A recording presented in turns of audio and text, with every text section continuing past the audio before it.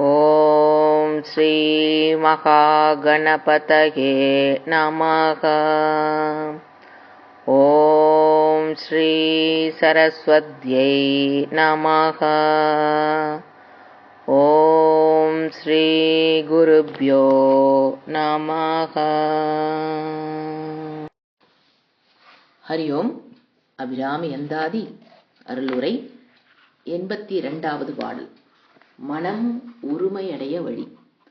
அழியார் கமலத்திலாரணங்கே அகிலாண்டமும் நின் ஒளியாக நின்ற ஒலு திருமேனியை உள்ளுந்தொரும் களியாகி அந்த கரணங்கள் விம்மி கரை புரண்டு வெளியாய் விடின் எங்கனை மறப்பேனின் விறகினையே. அலி என்றால் வண்டு, உள்ளுதொரும் என்றால் நினைக்கும் நேரமெல்லாம், விம்மி என்றால் பருத்து. வண்டுகள் மொய்க்கும் அழகிய செந்தாமரை மலர், அதில் மனம் கமழ்ந்து தேன் சுரக்கிறது. அத்தகைய தாமரை மலரையே ஆசனமாக கொண்டவள் அன்னை அபிராமி.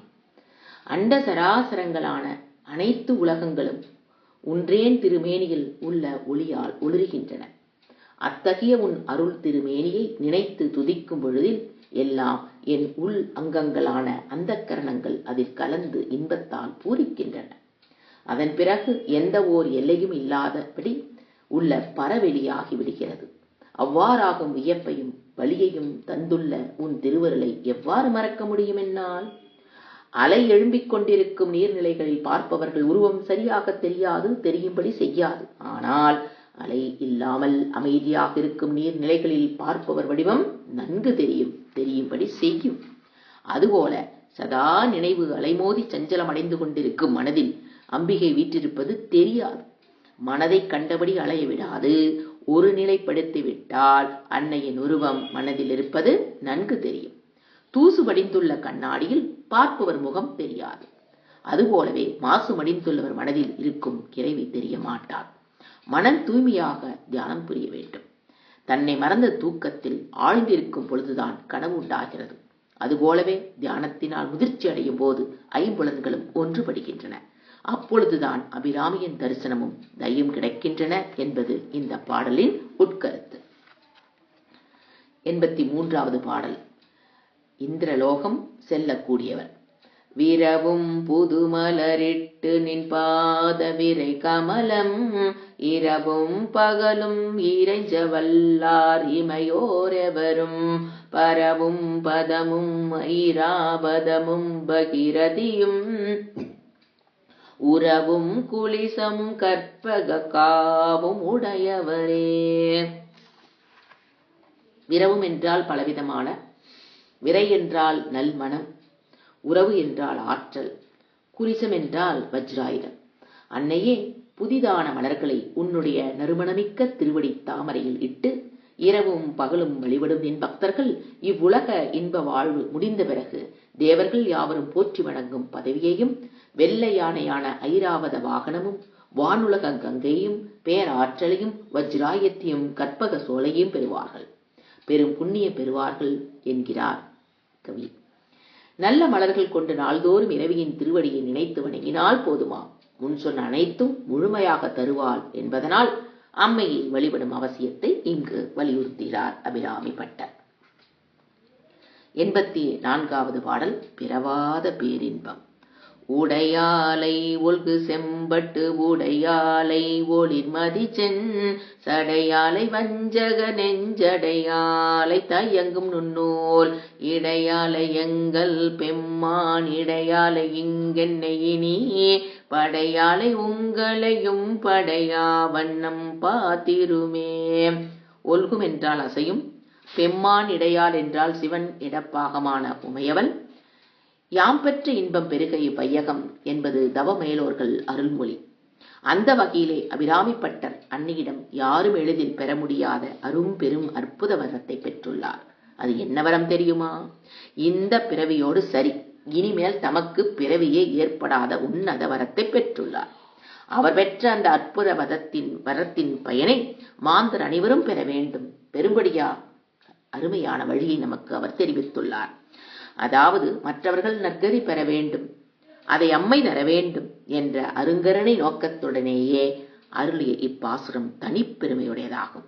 அவர் கூறும் அந்த அருள் பாசுரத்தின் நெறியாதன காண்போம். அபிராமி அன்னை திருக்கோலத்தை யாவரும் கண்ணிலும் கருத்திலும் நன்கு பதியும்படியாக கூறியுள்ளார். எப்படி?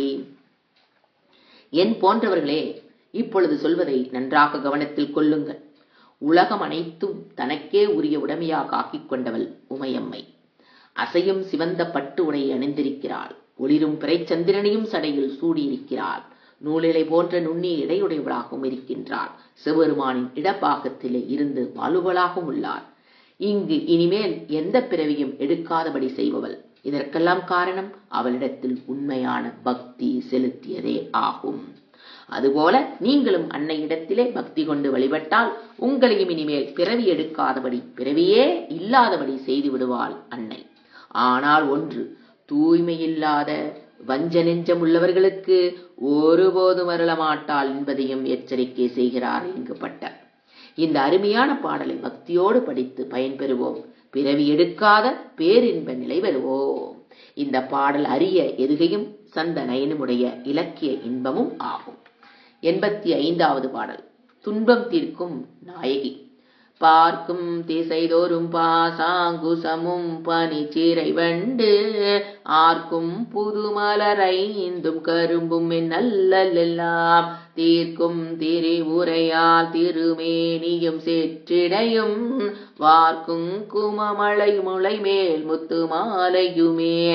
ஆர்க்கும் என்றால் ஒலிக்கும், அல்லல் என்றால் துன்பம், திருவுரையால் 3 உலகங்களையும் ஆள்பவர்.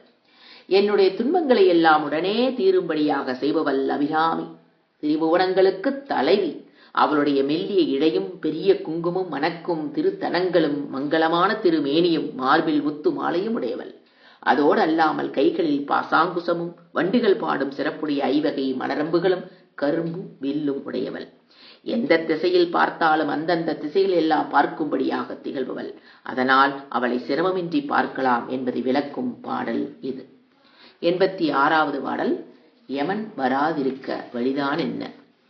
மாலையன் தேட மறை தேட வானவர் தேட நின்ற காலையும் சூடக கையையும் கொண்டு கதித்த கப்பு வேலை வெங்காலன் மேல் விடும்போது வெளினில் கண்டாய் பாலையும் தேனையும் பாகையும் போலும் பனிமொழியே. கப்பு என்றால் கிளை. தேட நின்ற என்றால் தேடிய பொழுது. மறை தேடி என்றால் வேதங்கள் தேடுகின்ற. உலக நாயகின் திருவருள் தரிசனமும் திருவடி கடாட்சமும் வேண்டி யார் யார் தேடுகிறார்களாம்?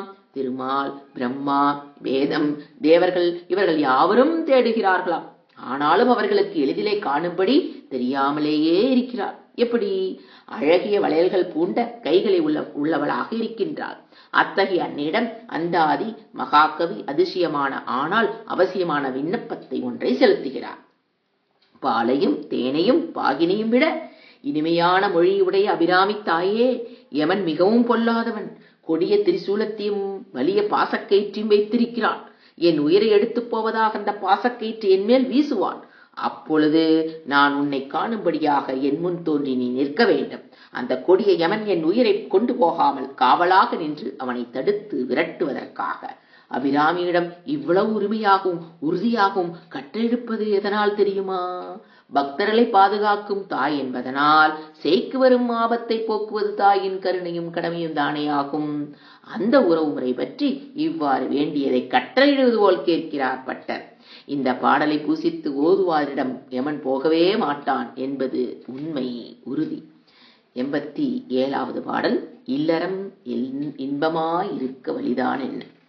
மொழிக்கும் நினைவுக்கும் எட்டாதனின் திருமூர்த்தி என்றன் விழிக்கும் வினைக்கும் வெளி நின்றதால் விழியால் மதனை அழிக்கும் தலைவர் அழியா விரதத்தை அண்டமெல்லாம் பழிக்கும்படி ஒரு பாகம் கொண்டாலும் பராபரையே. அண்டமெல்லாம் என்றால் அனைத்து உலகங்களும், மதனை என்றால் மன்மதனை, ஒரு பாகம் என்றால் இடைப்பாகத்தை உடையவள், அழியாத விரதம் என்றால் நோன்பு. அபிராமி பட்டர் முதலில் சிவபெருமானை அருமை பெருமைகளையும் ஆற்றலையும் கம்பீரமாக பாடத் தொடங்குகிறார். எப்படி? வேத மொழிக்கும் அவ்வேதத்தை நெஞ்சிலே பதித்துக் கொண்டவர்களுக்கும் எட்டாதவன். எளிதில் கிட்டாதவன். அத்தகைய கீர்த்தியுள்ளவன் சிவன். உம்மைக்கும் நாயகன். அத்தகைய சிவனின் விரதத்தை களையும்படி செய்வதற்காக மன்மதன் காம அன்புகளை விடுத்தான். ஆனால் சிவன் காதலுக்கோ காம இச்சைக்கோ கட்டுப்படாதவன், அதாவது தோற்காதவன். அதனால் நெற்றி விழியால் காமனை எரித்து சாம்பலாக்கும்படி செய்துவிட்டு நிலைகுலையாத தவத்தை மேற்கொண்டவர். அத்தகைய சிவனின் தவத்தையும் கெடுத்து துறவு நீக்கி காதலின்பம் கொண்டவனாக காமேஸ்வரனாக ஆகும்படி செய்தால் அதனை அனைத்துலகம் கண்டுகொள்ளுமாறு சிவனுடம்பின் இடபாகத்தினையே ஆக்கிரமித்துக் கொண்டு சிவனையும் சேர்ந்து ஆட்சி புரியும் மாட்சிமையுள்ளவள் அன்னை அபிராமி. காலனை உதைத்தவனையும் உன் காதல் பாகனாகும்படி செய்த தாயே, இனி காலன் பயம் போக்கி உன் கல்லடி சேரும் பாக்கியம் அருள்வாயாக என கேளாமல் கேட்கிறார் அபிராமி பட்டர். அதையே நாமும் கேட்டு பயன்பெறுவோம். இதை ஓதினால் இல்லறத்தில் ஈடுபாடும் தாம்பத்திய இன்பத்தில் இன்பமும் விருப்பமும் உண்டாகும். 88வது பாடல். கருணை வெறும் வழிதான் என்ன? பரமென்று உனை அடைந்தேன் தமியேனும் உன் பக்தருக்குள் தரமன்று இவன் என்று தள்ளத்தகாது தரியதம் புறமென்று அறிய பொறுப்பு வில் வாங்கிய போதிலையன் சிரம் ஒன்று செற்ற கையான் இடப்பாகம் சிறந்தவளே. தமியேன் என்றால் தனியானவன், பரம் என்றால் உயர்ந்த, தரம் என்றால் தகுதி, தரியலர் என்றால் பகைவர், சிரம் என்றால் தலை, செற்ற என்றால் அறிந்த. முப்புறங்களையும் எரித்தவனும் பிரம்மாவின் ஒரு தலையை கிள்ளியவனும் ஆகிய சிவபெருமானின் இடப்பாகத்தை இடமாக கொண்ட பெரும் சிறப்புடைய அம்மையே, எல்லாரினும் மேலாக மேன்மையுடைய உனையே துணை என்று வந்து சேர்ந்தேன் உன் பக்தனாக. ஆனால் நீ இதற்கு முன் வாய்த்த உன் பக்தர்களைப் போன்று தரமுடையவன் அல்லன் என்று கருதி பாகுபடுத்தி என்னை உன் பக்தனாக ஏற்காமல் புறக்கணித்து விடாதே. பக்தர்கள் என்று வந்து விட்டால் பாகுபாடோ ஏற்றதாழ்வோ பார்க்கக்கூடாது என்பது அடியவர் உலகமறிந்த உண்மை, கடைபிடிக்கும் நெறியும் கூட. அத்தகைய அடியார் திருக்கூட்டங்களுக்கு எல்லாம் தலைவியாகவும் தாயாகவும் விளங்கும் நீ உன் பக்தர்கள் போன்ற உத்தம நெறி இல்லாதவன் என்று என்னை தள்ளிவிட்டால் அது உன் பெரும் கருணைக்கு பெருமையாக இருக்காது தாயே என்ற ஏக்க உணர்வோடு வேண்டிய பாடலாகும் இது. 89வது பாடல். அபிராமியையே நினைத்திருக்க. சிறக்கும் கமல திருவேனின் சேவடி சென்னி வைக்க துறக்கம் தரும் நின் துணை வரும் நீயும் தூரியமற்ற உறக்கம் தர வந்து உடம்போடு உயிர் உறவற்றறிவு மறக்கும் பொழுதென் முன்னே வரல் வேண்டும் வருந்தியுமே. சேவடி என்றால் திருவடி, துரியம் என்றால் மயக்கம் போன்ற ஒரு நிலை, துறக்கம் தரும் என்றால் மேன்மை தரும். சிறந்ததான தாமரை ஆசனத்தில் வீற்றிருக்கும் செல்வ திருவே, உன்னுடைய 2 திருவடிகளில் என் தலை வைத்து வணங்கி வழிபடுகிறேன். அதனால் முக்தி இன்பம் அருள்பவராக உன் பாகம் பிரியாளனான சிவபெருமானும் நீயும் வருத்தம் பாராமல் அடியேன் இருக்கும் இடத்திற்கு வரவேண்டும். எதற்கு தெரியுமா? உயிருக்கும் உடம்புக்கும் உள்ள உறவு அற்று உயிர் பிரியும் போது அதுவரை என்னுடன் இருந்து உன்னை நினைத்து வழிபட செய்து வந்த ஞான அறிவு மறக்கும் நிலைக்கு ஆளாகிவிடும். அப்படி மறந்துவிட்டால் பிறகு உன் அடியவனாகும் புண்ணியத்தை நான் இழந்து விடுவேனே. அதனால் உடலை விட்டு உயிர் பிரிந்து போவதற்குள் அம்மையும் அப்பனுமாக இருக்கும் நீ தவறாமல் வந்து காட்சி தர வேண்டும். உன்னை மறவாது உன் திருநாமம் நினைக்கும்படி செய்யும் மெய்ஞான அறிவு நீங்காமல் இருக்கவும் திருவருள் செய்ய வேண்டும். துறக்க இன்பம் என்பது உறக்க இன்பம் போன்றது. தன்னை மறந்து தன் செயலிழந்து எதுவுமே அறியும் நினைவிழந்து தூங்கும் பொழுது ஒரு சுகம் கிடைக்கிறதல்லவா? அந்த சுகத்தின் தன்மையை இத்தகையதென்று எளிதிலே எடுத்துக் கூற முடியாது. தூக்கத்தில் இருக்கும் போது இந்த உலகம் பற்றியோ தன்னை பற்றியோ நினைவின்றி ஏதோ ஒரு இன்பத்தில் ஆழ்ந்து கிடக்கிறோம். என்றாலும் அந்த உறக்க இன்பம் நிலையாக இருப்பதில்லையே. குறிப்பிட்ட நேரம் கழிந்ததும் மீண்டும் தூக்கம் கழைந்து விழிப்பு நிலைக்கு வந்து விடுகிறோம். அவ்வாறு விழிப்பு வந்து விட்டால் கவலை, துன்பம், சோதனை தொடர்கிறதல்லவா? அதனால் விழிப்பே இல்லாத உறக்கம் போன்றதுதான் துறக்க இன்பம். 80-90 ஆண்டுகளாக இறை வழிபாடு செய்து இறைநாமம் சொல்லி துதித்திருப்போம். ஆனால் உடம்பிலிருந்து உயிரை பிரித்து கொண்டு போக யமன் வரும்போது அவனை கண்ட பயத்தால் அதுவரை சொல்லி வந்த இறைநாமம் சொல்ல வாய் வராமல் மறந்து போய் ஐயோ என்று பதறி கதறி விடுவோம். அதுதான் தக்க உபாயம் என்று உயிரை மிகவும் எளிதாக கவர்ந்து போய் விடுகிறான் அந்த யமன். மற்ற காலங்களில் இறைநாமம் சொல்ல மறந்திருந்தாலும் கூட பரவாயில்லை, கடைசி காலத்திலே, உயிர் பெறும் காலத்திலே கண்டிப்பாக இறைநாமம் கூறிட வேண்டும். அப்படி கூறிவிட்டால் எவன் கண்டிப்பாக உயிரை பிரித்து கொண்டு போக மாட்டான். ஏன்?